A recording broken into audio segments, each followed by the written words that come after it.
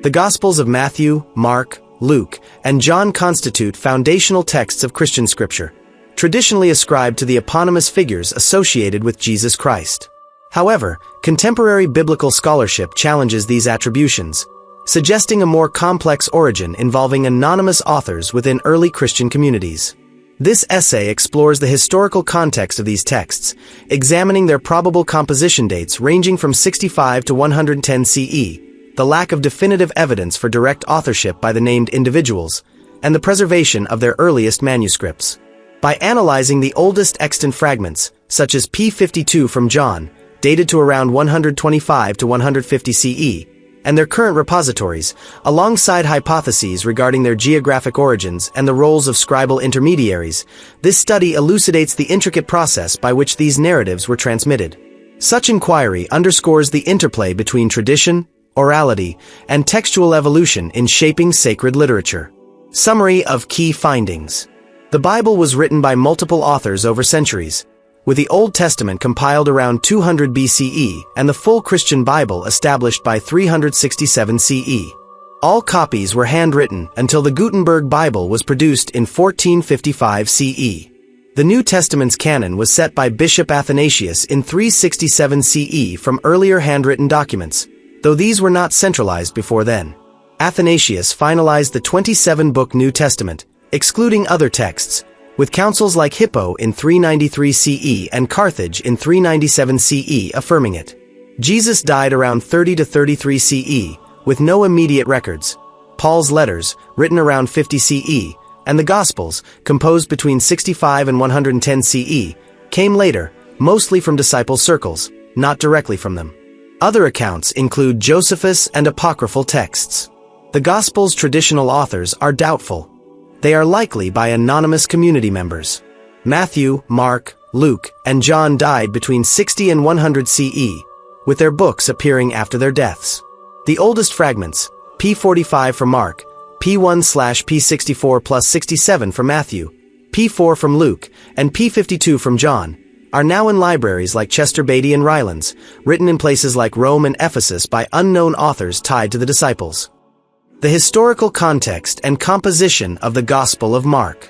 The Gospel of Mark is dated to approximately 65 to 70 CE and is widely regarded as the earliest of the four canonical Gospels. Tradition attributes its authorship to John Mark, a companion of the Apostle Peter who potentially recorded Peter's oral recollections. However, the text itself bears no explicit authorial claim, and its composition in Greek suggests a scribe with linguistic proficiency beyond that of a typical Galilean associate. Scholars propose its origin in Rome or Syria, reflecting its terse style and Gentile audience. The oldest surviving fragment, Papyrus 45, is dated to around 200 to 250 CE and resides in the Chester Beatty Library in Dublin. This temporal gap between composition and preservation highlights the reliance on oral tradition and subsequent scribal efforts, casting doubt on direct authorship by Mark while affirming the text's early circulation within Christian networks. The compilation and attribution of the Gospel of Matthew. The Gospel of Matthew is dated to 80 to 90 CE and is traditionally ascribed to Matthew, the tax collector and disciple of Jesus. Its heavy reliance on Mark's narrative, however, raises questions about its authorship by an eyewitness, as does its sophisticated Greek composition. Scholars hypothesize its writing in Antioch or Judea, areas with significant Jewish Christian populations, aligning with its emphasis on fulfilling Hebrew prophecy. The earliest fragments, Papyrus 1 and Papyrus 64 plus 67, are dated to around 200 to 250 CE and 150 to 200 CE respectively, and are housed at the University of Pennsylvania Museum and Magdalen College in Oxford. These artifacts, emerging decades after the posited composition, suggest that Matthew's Gospel evolved from oral traditions or early written sources within his community, likely formalized by an anonymous scribe rather than the disciple himself. The literary construction and origins of the Gospel of Luke.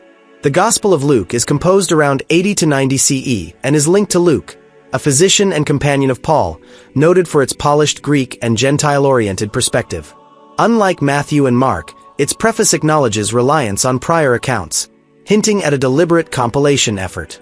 Scholars suggest Greece or Asia Minor as plausible origins, given Paul's missionary scope.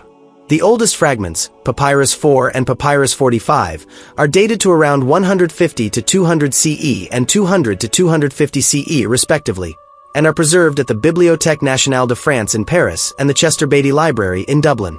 This evidence, combined with the text's anonymity and its pairing with Acts, implies authorship by Luke or an associate drawing from circulated traditions. The absence of direct attribution within the manuscript underscores the collaborative nature of its development. The theological depth and authorship of the Gospel of John. The Gospel of John is dated to 90 to 110 CE and stands apart for its theological complexity and late composition.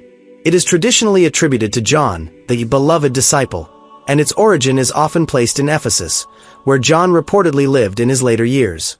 Yet its elevated Greek and reflective tone suggest a community effort, possibly by followers in a Johannine school. The earliest fragment, Papyrus 52, is dated to around 125 to 150 CE and resides at the John Rylands University Library in Manchester, marking it as the oldest New Testament artifact. This proximity to its estimated composition date supports early dissemination, yet the lack of explicit authorship within the text aligns with scholarly consensus that it reflects collective elaboration rather than John's personal pen, challenging traditional assumptions of direct disciple involvement. The preservation and transmission of the earliest Gospel. Manuscripts. The preservation of the Gospels relies on surviving manuscripts, such as the Codex Sinaiticus and Codex Vaticanus, which are dated to around 325 to 350 CE and 300 to 325 CE respectively, and offer near-complete texts of all four Gospels. These codices are now split across institutions like the British Library and Vatican Library, contrasting with earlier fragments found in Egypt's arid climate, where papyri like Papyrus 45 and Papyrus 52 were discarded or buried. Initially circulated among disparate Christian communities, these texts were copied by hand, evolving through scribal transmission. Their current repositories, museums and libraries worldwide, reflect modern efforts to safeguard this heritage. This trajectory from scattered usage to centralized preservation underscores the gradual canonization process, bridging the gap between oral origins and the fixed texts revered today. Conclusion. The Gospels of Matthew, Mark, Luke, and John, traditionally revered as direct accounts by their namesakes, reveal a more intricate genesis upon scholarly scrutiny. Composed between 65 and 110 CE, these texts emerged not from the pens of the disciples themselves, but from the hands of anonymous authors within their respective circles, drawing upon oral traditions and early written sources. The Gospel of Mark, likely penned in Rome or Syria around 65 to 70 CE, set the stage as the earliest narrative, followed by Matthew around 80 to 90 CE in possibly Antioch or Judea, Luke around 80 to 90 CE in perhaps Greece or Asia Minor, and John around 90 to 110 CE in likely Ephesus. Each reflects a distinct theological purpose, shaped by the needs of nascent Christian communities rather than individual authorship. The absence of explicit self-identification within the texts, combined with their reliance on Greek, a language not native to most disciples, further undermines the traditional view, suggesting instead a collaborative process mediated by educated scribes.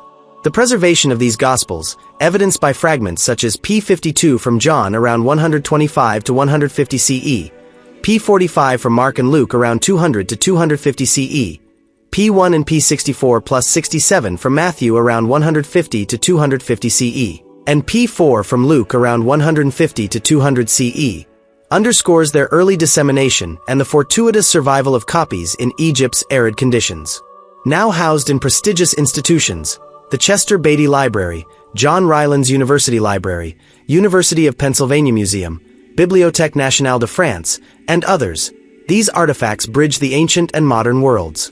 The later codices, Sinaiticus and Vaticanus from around 300 to 350 CE, consolidate this legacy, offering near-complete texts that affirm the canon formalized by figures like Athanasius in 367 CE and ratified by subsequent councils.